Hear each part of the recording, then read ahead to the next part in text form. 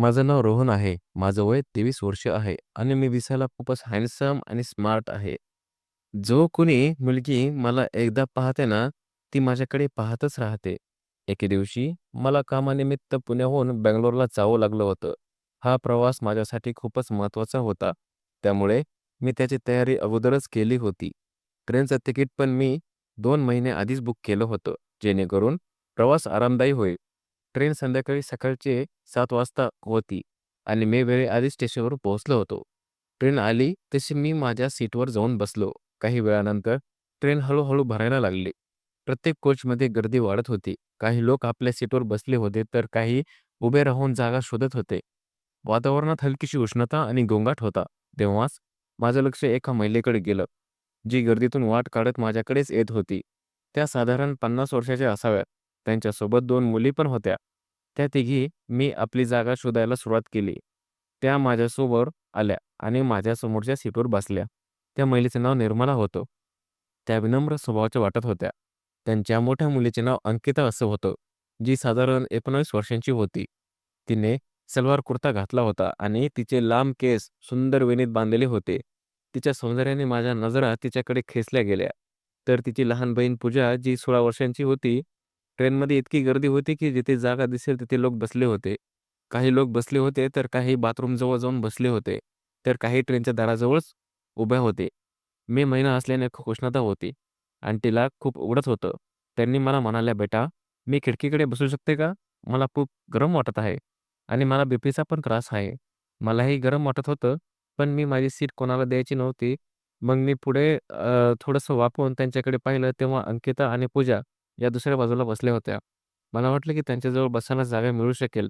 म्हणून मी म्हणालो, "ठीक आहे आंटी, तुम्ही इथे बसू शकता." आणि मी अंकिताजवळ जाऊन बसलो. मी उठलो आणि अंकिताजवळ जाऊन बसलो. आता आम्ही दोघे एकमेकांच्या जवळच होतो. ट्रेनच्या धक्क्यामुळे आमचे शरीर एकमेकांना स्पर्श करत होते. माझ्या शरीराचा स्पर्श तिच्या शरीराला होत होता, ज्यामुळे ती थोडीशी अस्वस्थच होती आणि स्वतःला थोडं दूर करण्याचा प्रयत्न करत होती. पण गर्दीमुळे ती जास्त दूर जाऊ शकत नव्हती. तर तिने बडबडायला सुरुवात केली. आई तर काहीतरीच बाबा म्हणत होते, की एसीचं तिकीट बुक करा. पण आई काही ऐकतच नाही. ती म्हणाली, "एसीत तर गुदमरायला होतं आणि इथे तर मला उकडतंय." ती पुन्हा थोडी सरकण्याचा प्रयत्न करत होती. पण जागाच नव्हती. मी तिला म्हणालो, "ट्रेनमध्ये नेहमीच अशीच गर्दी असते. एकदा तर मी बाथरूममध्ये बसून संपूर्ण प्रवास केला होता." हे ऐकून अंकिता एकदम म्हणाली, "काय? काय बोलताय तुम्ही? बाथरूममध्ये? बसून ते पण प्रवास? बाथरूममध्ये कसं बसला? तुमच्याकडे तिकीट नव्हतं का?" मी म्हणालो, "नाही, मी अगोदरच तिकीट बुक केलं होतं, पण इतकी गर्दी होती की माझ्या सीटपर्यंतही पोहोचू शकलो नव्हतो." ती म्हणाली, "आता तर इतकी गर्दी आहे भाऊ, तुम्ही आता बाथरूममध्ये जाऊन बसा, थोडी जागा तरी होईल." असं म्हणून तिने माझ्यापासून थोडी जागा बनवण्याचा प्रयत्न केला, पण जागाच नव्हती. असेच 2 ते 3 तास गेले. ट्रेनमध्ये खूप उकाडा होता. अंकिता आणि आंटींनी सोबत आणलेलं पाणी प्रवासाच्या मध्येच संपलं होतं. उकाड्यामुळे त्यांना वारंवार तहान लागत होती. दोघीही फक्त पुढच्या स्टेशनवर ट्रेन थांबण्याच्या आतुरतेने वाट पाहत होत्या. काही वेळाने ट्रेन एका छोट्या स्टेशनवर येऊन थांबली. पण दुर्दैवाने तिथे पाणी किंवा कोल्ड ड्रिंक विकणारा कोणीच दिसला नाही. हे पाहून आंटी आणि अंकिता अस्वस्थ झाल्या. उकाडा आणि तहान यामुळे अंकिता आता खूपच अस्वस्थ वाटत होती. तिने निराश स्वरात म्हणाली, "मला तर खूपच विचित्र वाटतंय. जर मला पाणी मिळालं नाही तर या उकाड्यात मी खात्रीने बेशुद्धच होईन." तिच्या आवाजात थोडासा थकवा आणि अस्वस्थता स्पष्ट दिसत होती. तिची अस्वस्थता पाहून माझ्या मनात काहीतरी करण्याची इच्छा जागी झाली. पण मला वाटलं की काहीतरी करून पाणी आणलंच पाहिजे. पण ही समस्या अशी होती की ट्रेनमध्ये इतकी गर्दी होती की दारापर्यंत पोहोचणंही अवघड होतं. सगळीकडे लोक उभे होते आणि वाट बनवणं अशक्य वाटत होतं. पण तेव्हाच माझं लक्ष इमर्जन्सी खिडकीवर गेलं, जी आमच्या जवळच होती. मी तात्काळ निर्णय घेतला आणि मी खिडकीच्या ग्रिलवर सरकवली आणि माझी बॅग अंकिता आणि पूजाकडे सोडून खिडकीतून बाहेर उडी मारली. अंकिता आणि अंटे मला आश्चर्यानेच पाहत होत्या. कदाचित त्या विचार करत असतील की मी असं का करत आहे. स्टेशनवर धावत मी जलद गतीने पाण्याची बाटली आणि एक कोल्ड ड्रिंक विकत घेतली. घामाने भिजलेल्या अवस्थेत मी इमर्जन्सी खिडकीजवळ परत आलो आणि त्याच खिडकीतून आतमध्ये चढलो. आत पोहोचताच मी पाण्याची बाटली आणि कोल्ड ड्रिंक अंकिताकडे पुढे केली. तिच्या चेहऱ्यावर आता आराम आणि आनंदाचे भाव होते. तिने तात्काळ पाण्याची बाटली घेतली आणि एक लांब घोट घेतला. त्यानंतर तिने हलकेच हसत माझ्याकडे पाहिलं आणि मजेशीर लहजात म्हणाली, "थँक यू बाथरूमवाला." तिच्या या बोलण्याने तिथे बसलेले सगळे जोरजोरातच हसले. मी म्हणालो, "मला बाथरूमवाला म्हणू नको. सगळ्यांना वाटेल मी बाथरूम साफ करायला आलो आहे." ती म्हणाली, "मग मी तुम्हाला काय म्हणू? मला तर तुमचं नावच माहीत नाही." मी म्हणालो, "माझं नाव रोहन आहे." तेव्हा ती म्हणाली, "थँक यू रोहन. तुमच्यामुळे आम्हाला पाणी आणि कोल्ड मिळालं." मी म्हणालो, "इट्स ओके." ट्रेन चालू लागली. ध आणि त्याच्या धक्क्यामुळे माझं आणि अंकिताचं शरीर हलकेच एकमेकांना स्पर्श करत होतं. मला थोडं अस्वस्थ वाटत होतं, पण अंकिता आता पूर्णपणे सामान्य वाटत होती. ट्रेनच्या वेगाबरोबर ही परिस्थिती कायम राहिली आणि साधारण अर्धा तास गेला. अचानक अंकिताने पूजाकडे वाकून हळूच म्हणाली, "यार, उगाच कोल्ड आणि पाणी प्यायलं. आता मला प्रॉब्लेम झाली आहे. मला वॉशरूमला जायचं आहे." तिचं बोलणं ऐकून पूजा हसली, पण काही बोलली नाही. त्यानंतर अंकिताने आपल्या आईकडे वळून थोडी संकोचित म्हणाली, "मम्मी, मला वॉशरूमला जायचं आहे." आंटींनी तिला नीट पाहिलं आणि हळूच मान डोलत म्हणाल्या, "जा बेटा अंकिता." अंकिता उठली आणि दाराकडे जायला निघाली. पण जेव्हा तिने दाराकडे पाहिलं, तिथली परिस्थिती पाहून ती थांबली. तिथे इतकी गर्दी होती, की लोक खाली बसले होते आणि रस्ता पूर्णपणे बंद होता. कोणी कोणी उभं होऊन एकमेकांना चिटकून उभे होते. ती परत आली आणि चिडचिड करत आपल्या सीटवर येऊन बसली. अंकिताने आपल्या आईला म्हणाली, "खूप गर्दी आहे गं. लोक खालीच बसलेले आहेत. अशात वॉशरूमपर्यंत पोहोचणे अशक्य आहे." मी हे सगळं पाहत आणि ऐकत होतो. तिची अडचण पाहून मला राहवलंच नाही. मी तिला म्हणालो, "काय झालं? तुम्ही वॉशरूमला जाऊ शकता. रस्त्यात बसलेले लोक उठतील आणि वाट देतील. तुम्ही प्रयत्न तरी करा." अंकिताने माझ्याकडे पाहिलं आणि हलक्या चिडचिडीपणाने म्हणाली, "आम्ही कसं जाऊ तिथे? सगळीकडे तर लोक बसलेले आहेत. कोण उठणार आमच्यासाठी?" आंटींनी माझ्याकडे पाहिलं आणि म्हणल्या, "बेटा, तू यांच्यासोबत जाऊ शकतो तर यांची मदत कर." मी होकारार्थी मान डोलावली आणि म्हणालो, "ठीक आहे आंटी. मी यांना वॉशरूम परत घेऊन जातो." त्यानंतर मी उठलो आणि हळू पुढे जायला लागलो. अंकिता आणि पूजा माझ्या मागे-मागे चालत होत्या. मी रस्त्यावर बसलेल्या लोकांना एक-एक करत फळस बाजूला होण्यास सांगितलं. आम्ही कसंबसं वॉशरूमपर्यंत पोहोचलो, पण तिथे पोहोचल्यावर कळलं की सगळे वॉशरूम आता व्यस्त होते. प्रत्येक दारासमोर कोणीतरी उभाच होतं. अंकिता आणि पूजा दोघी माझ्याकडे पाहत होत्या जणू विचारत होत्या, की आता काय करायचं? तेव्हाच एका वॉशरूमचं दार उघडलं आणि एक व्यक्ती तात्काळ बाहेर आला. मी लगेच पूजाला म्हणालो, "तू आधी जा पूजा." पूजाने संकोचात पाऊल टाकलं. आता मी आणि अंकिता वॉशरूमजवळच उभे होतो. अंकिता वारंवार इकडे-तिकडे पाहत होती. मी वातावरण हलकं करण्यासाठी हसत म्हणालो, "बस चांगलं झालं की तू तुझ्या आईला सांगितलंस. नाहीतर तू फालतू सीटवर बसून त्रास सहन करत राहिली असतीस." अंकिताने आता माझ्याकडे पाहिलं आणि हलकेच हसले. तेव्हाच एक मुलगा अंकिताला टक लावून पाहत होता. मला त्याचा खूपच राग आला. मी म्हणालो, "अरे भाई, तू आयुष्यात कधी मुलगी पाहिली नाहीस का? का तू आदिवासी काळातून आलास? का कधी मुलगी नाही पाहिलीस तू? का माझे आहे का हे?" हे ऐकून तो दुसरीकडे पाहायला लागला. हे ऐकून अंकिता हसू लागली. त्यानंतर दुसऱ्या वॉशरूममधून पण एक माणूस बाहेर आला आणि अंकिता त्या वॉशरूममध्ये गेली. जेव्हा दोन्ही मुली परत आल्या, तेव्हा आम्ही तिघे पुन्हा आपल्या सीटवर येऊन बसलो. परत येताच अंकिताने आपल्या आईला म्हणाली, "मम्मी, जर रोहन नसता, तर आम्ही तिथपर्यंत पोहोचलोच नसतो. त्याने किती मेहनत करून जागा बनवली आणि आम्हाला तिथपर्यंत नेलं." आता रात्रीचे 9 वाजले होते. हळू लोक आपले खाण्याचे डबे काढायला लागले. सगळीकडे जेवणाचा वास पसरला होता. त्यामुळे भूक आणखी वाढत होती.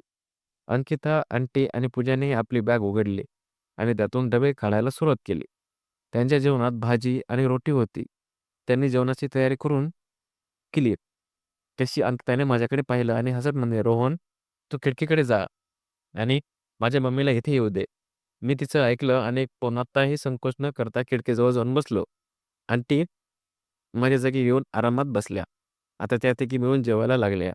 अंजनाचा हसमुख चेहरा आणि पूजाची चंचलता या क्षणाला आणखी सुखद बनवत होती. जेव्हा त्या जेवणात व्यस्त होत्या, तेव्हा अचानक अंकिताने माझ्याकडे वळून विचारलं, "रोहन, तू जेवणासाठी काही आणलं आहेस का?" तिच्या प्रश्नाने मी थोडा संकोचलो. मी हलक्या हलक्या हास्यासह म्हणालो, "नाही आंटी, तुम्ही लोक खा. मी ठीक आहे."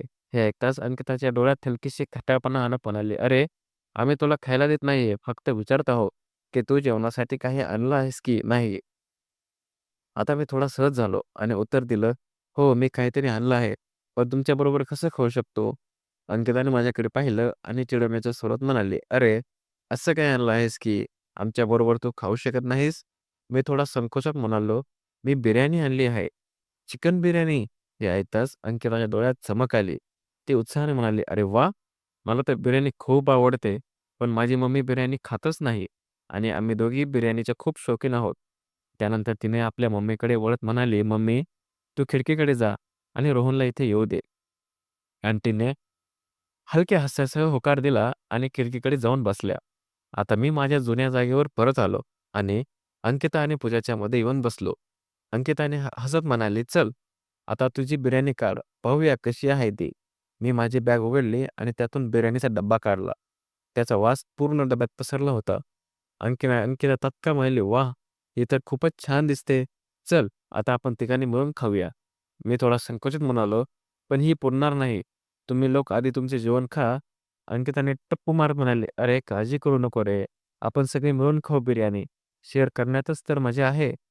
जेवण झाल्यावर आम्ही झोपण्याची तयारी करायला लागलो.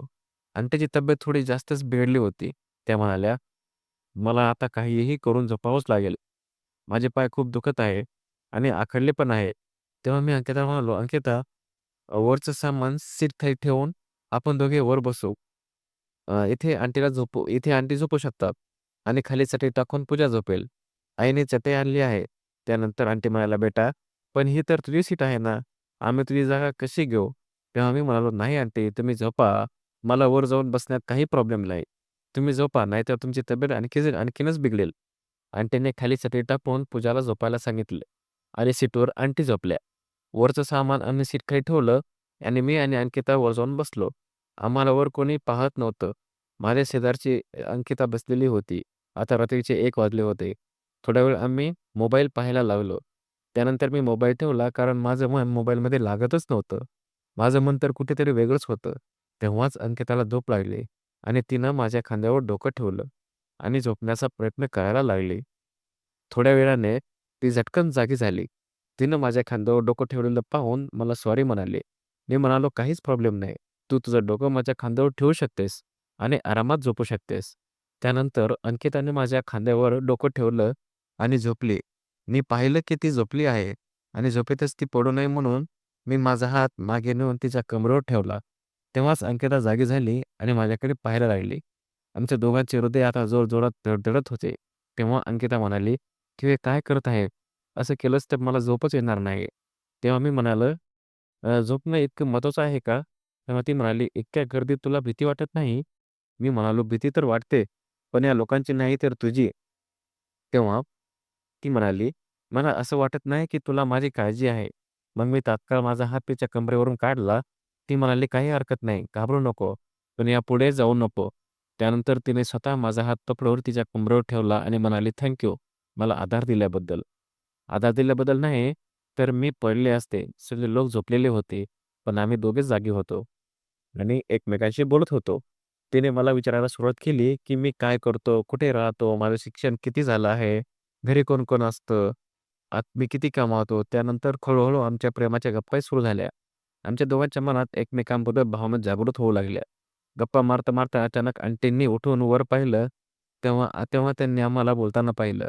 तेव्हा अंकिता तात्काळ झोपल्याचं नाटक करायला लागली. तेव्हा आंटी म्हणाल्या, "अंकिता, तू खाली येऊन झोप, मी बसते." तेव्हा मी म्हणालो, "नाही आंटी, तुम्ही झोपा, नाहीतर तुमची तब्येत खराब होईल." त्यानंतर मी अंकितापासून थोडा दूर झालो. मग आंटी पुन्हा झोपल्या. मला असं वाटत नव्हतं की अंकिता माझ्यापासून दूर जावी. थोड्या वेळाने अंकिताने माझा हात पकडला आणि म्हणाली, "झोपलास का रे रोहन?" तेव्हा मी तिचा हात पकडला आणि हळू हात फिरवायला लागलो. मग मी म्हणालो, "इतक्या सुंदर मुलीच्या शेजारी बसून झोपण्याचं मन कसं होईल माझं?" तेव्हा तिने हलकीशी हसली आणि लाजत खाली पाहायला सुरुवात लागली. आम्हाला आता खूप थंडी वाटत होती. मी माझ्या बॅगमधून चादर काढली आणि आम्ही दोघांनी एकच चादर घेतली. आम्हाला दोघांना झोपच येत नव्हती. कधी मी तिला पाहत होतो, तर कधी ती मला पाहत होती. मग हळू मी माझा हात तिच्या कमरेवर ठेवला. तिला हे सगळं आवडत होतं. त्यानंतर आम्ही दोघेही चादरीत न जाणे काय-काय बिनरोप गप्पा मारायला लागलो. आमच्या दोघांच्या मनात एकमेकांबद्दल खूप प्रेम निर्माण झालं होतं. सारी रात्र आम्हाला झोप लागली नाही. सकाळचे 7 वाजले होते आणि ट्रेन पुढच्या स्टेशनवर येऊन थांबली. ट्रेन थांबताच मी आणि अंकिता आपापल्या जागेवरून वेगळे होऊन दूर बसलो होतो. मी माझी चादर ओढली, तर अंकिता दुसरीकडे जाऊन बसली. आंटी जेव्हा उठल्या तेव्हा त्यांनी पाहिलं की आम्ही दोघांनाही एकमेकांपासून दूर राहण्याचा प्रयत्न केला आहे. त्यांनी अंकिताकडे पाहिलं, जी झोपल्याचं नाटक करत होती. आंटींनी तिला हलकेच हलवत म्हणाल्या, "बेटा, चल बाथरूमला जाऊन फ्रेश होऊया." आता गेलं तर आरामात होईल, नाहीतर थोड्या वेळाने खूपच गर्दी होईल. अंकिता अनमनपणे उठली. मग आंटीने माझ्याकडे पाहत म्हणाल्या, "रोहन, तूही उठ आणि फ्रेश हो." मी तात्काळ चादर बाजूला केली आणि त्यांच्यासोबत निघालो. आम्ही तिघे एकामागून एक बाथरूमला जाऊन फ्रेश झालो. त्यानंतर आम्ही स्टेशनवर उतरून जवळच्या स्टॉलवर चहा आणि नाश्ता घेतला. आम्ही एकत्र बसून नाश्ता केला त्यावेळी आमच्या गप्पामध्ये हास्याचा सिलसिला सुरूच होता. नाश्ता झाल्यावर आम्ही पुन्हा ट्रेनमध्ये येऊन बसलो. ट्रेन हळू स्टेशनवरून पुढे निघाली. आता दिवसभराचा प्रवास असाच चालला. आम्ही तिघांनी एकत्र जेवण केलं आणि एकमेकांच्या सहवासाचा आनंद घेतला होता. पण संध्याकाळी साधारण पहाटेचे 4 वाजता अचानक ट्रेन थांबली. सुरुवातीला आम्हाला वाटलं की काही सामान्य अडचण आहे आणि ट्रेन लवकरच निघेल. पण बराच वेळ वाट पाहिल्यावरही ट्रेन हलली नाही. थोड्या वेळाने टीटी खिडकीजवळ आला आणि त्याने आम्हाला सांगितलं की ट्रेन आता 3 तासांसाठी थांबणार आहे. कारण इंजिनमध्ये काहीतरी तांत्रिक बिघाड झाला आहे, जो दुरुस्त केला जात आहे. हे ऐकून आम्ही सगळेच निराश झालो होतो. आता ट्रेनमध्ये बसून कंटाळा यायला लागला होता. कोणताही प्रवासी आपल्या जागेवरून उतरलाच नव्हता. ट्रेनमधली गर्दी पूर्वीप्रमाणेच होती. थोड्या वेळाने ट्रेन चालू झाली आणि सकाळचे 10 वाजता ट्रेन बंगलोरला पोहोचली. स्टेशनवर जेव्हा ट्रेन थांबली, तेव्हा अंकिता आणि तिचे कुटुंब आपलं सामान घेऊन प्लॅटफॉर्मवर उतरलं. अंकिताचे बाबा त्याची वाट पाहतच होते. ते शांत आणि गंभीर व्यक्तिमत्वाचे होते. जेव्हा त्यांनी आंटी, पूजा आणि अंकिताला पाहिलं, तेव्हा त्यांच्या चेहऱ्यावर एक रौनक आणि आनंद झळकला होता. त्यांनी आंटींना विचारलं, "प्रवास कसा झाला? तुम्ही सगळे ठीक आहात ना?" आंटींनी हसत उत्तर दिलं, "हो, प्रवास आरामदायी होता आणि रोहन नावाच्या मुलाने आम्हाला खूपच मदत केली. तो खूप चांगला मुलगा आहे." त्यानंतर त्यांनी माझ्याकडे पाहत हसत म्हणाले, "धन्यवाद बेटा. तू माझी पत्नी आणि माझ्या मुलींची इतकी मदत केलीस." मी संकोचात म्हणालो, "काही हरकत नाही अंकल, हे तर माझं कर्तव्यच होतं." जेव्हा ते लोक कारकडे निघाले, तेव्हा अंकिताने मागे वळून माझ्याकडे पाहिलं आणि तिच्या डोळ्यात खूप खोल भावना आणि प्रेम होतं. मी हा क्षण असा जाऊ देऊ इच्छित नव्हतो. म्हणून मी संकोच म्हणालो, "अंकिता थांब." अंकिता एका क्षणासाठी थांबली आणि मागे वळून माझ्याकडे पाहायला लागली. मी माझा फोन काढला आणि म्हणालो, "तुझा नंबर दे, आपण बोलत राहू." ती हसली आणि तिने मला तिचा नंबर दिला. मीही तिला माझा नंबर दिला. हा क्षण आमच्यात एकत्र बोललेलं वचन बनला होता. त्या रात्री घरी परतताना माझ्या मनात फक्त अंकिता आणि तिच्या आठवणीच होत्या. तिचं हसणं, तिच्या गप्पा आणि ट्रेनच्या प्रवासात एकत्र घालवलेले प्रत्येक क्षण माझ्या डोक्यात फिरत होते. त्यानंतरचे 6 महिने आमच्या आयुष्यातील सर्वात खास दिवस होते. आम्ही कॉल आणि मेसेजद्वारे सतत जोडलेलो राहिलो. प्रत्येक दिवशी आमच्या गप्पा तासंतास चालायच्या. मग तो दिवस असो की रात्र, आमच्यात बोलण्यात एक वेगळाच आपलेपणा आणि खुली होती. हळू आमची मैत्री प्रेमात बदललेली होती. या काळात मी माझ्या करिअरबाबत खूप गंभीर झालो होतो. मी ठरवलं होतं, की जोपर्यंत मला चांगली नोकरी मिळत नाही, तोपर्यंत मी अंकिताच्या कुटुंबाशी लग्नाबाबत बोलणार नाही. अखेरीस माझी मेहनत फळाला आली आणि मला एक चांगली नोकरी मिळाली. माझा पगार हा चांगला होता. माझी कौटुंबिक परिस्थिती आता स्थिर झाली होती. मी माझ्या मनातली गोष्ट अंकिताच्या कुटुंबासमोर मांडण्याचा निर्णय घेतला. एके दिवशी मी अंकिताच्या घरी गेलो आणि त्यांनी मला पाहताच आनंदाने माझे स्वागत केले आणि तात्काळ अंकिताच्या बाबांना बोलावलं. अंकिताचे बाबा मला पाहून म्हणाले, "हो बेटा, कसा आलास?" मी धैर्य एकटून म्हणालो, "अंकल, मी अंकिताशी लग्न करू इच्छितो. आम्ही दोघे एकमेकावर खूप प्रेम करतो." त्यांच्या चेहऱ्यावर हलकीशी गंभीरता आली. त्यांनी मला बसायला सांगितलं आणि मग विचारलं, "तू काय करतोस? कुठे राहतोस? तुझा पगार किती?" मी प्रामाणिकपणे उत्तर दिलं, "अंकल, माझा पगार मी एका चांगल्या नोकरीला आहे. माझी कौटुंबिक परिस्थिती आता स्थिर आहे." आणि ज्यांना त्यांना मी आधीपासून ओळखत होत्या, त्या हसत त्यांच्या पतीला म्हणाल्या, "हा मुलगा खूपच चांगला आहे. मी याला ट्रेनमध्ये पाहिले. हा फक्त आमच्या मुलींचीच नव्हे, तर इतरांचीही मदत करतो." त्यांचं बोलणं ऐकून अंकिताचे बाबा मला काही क्षण पाहत राहिले. मग ते म्हणाले, "तू खरंच माझ्या मुलीला सुखी ठेवू शकशील का?" मी आत्मविश्वासाने म्हणालो, "अंकल, अंकिता ही माझ्या आयुष्याचा सर्वात महत्त्वाचा भाग आहे. मी तिला प्रत्येक परिस्थितीत सुखी ठेवेन." त्यांच्या चेहऱ्यावर हलकीशी हसू आली आणि ते म्हणाले, "ठीक आहे. जर तुम्ही दोघे एकमेकावर इतकं प्रेम करत असाल, तर मला काहीच हरकत नाही." हे ऐकताच माझ्या आणि अंकिताच्या आनंदाला पारावर उरला नाही. लवकरच आमच्या लग्नाच्या तयाऱ्या सुरू झाल्या. आमचं लग्न खूप धूमधडाक्यात झालं. कुटुंब, मित्र, नातेवाईक या खास दिवसाचा आम्ही भाग बनले होतो. त्या दिवशी मला जाणवलं, की आयुष्य किती सुंदर आणि सर्वात सुंदर भेट आहे. जिथे तुम्ही तिची अपेक्षाही करत नाही. त्या ट्रेनचा प्रवास माझ्यासाठी एक नवीन सुरुवात होता. तिथेच मला माझी जीवनसाथी मिळाली आणि त्या प्रवासाने माझ्या आयुष्याला एक नवी दिशा दिली.